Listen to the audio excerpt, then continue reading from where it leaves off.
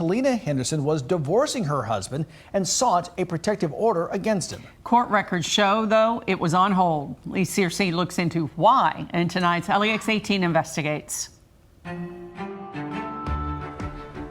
Just 4 days before police say her husband shot and killed her, court records show Talina Henderson had tried to get an emergency protective order against him. In the petition, in her own words, Henderson wrote that her husband, Stefan, had verbally and emotionally threatened her, and she indicated that there was a weapon involved. She also wrote that there was an incident in which Stefan was, quote, so close to me that I was afraid of being hit or hurt.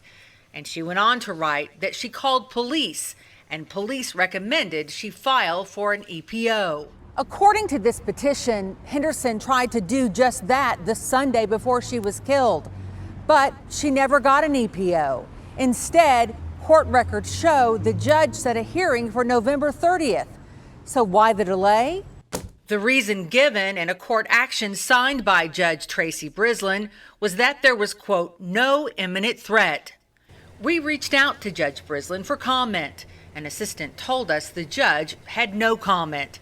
According to Kentucky law, an emergency protective order can be put in place when there's, quote, an immediate and present danger of domestic violence and abuse. We looked into Stefan Henderson's history and found he's been accused in previous incidents with other women. In 1998, court records show he pled guilty to aggravated assault and fourth-degree spouse abuse. Most of his 90-day sentence was suspended, and he was put on supervised probation for 2 years. In 2014, another woman sought and received a protective order against him after she said that he hit her in the face and had into a bed. As for the case involving Talina Henderson, Stefan Henderson was initially charged with violating an EPO. Today, that charge was dismissed because the order wasn't in place. He's still charged with murder and remains jailed. His bond set at $1 million.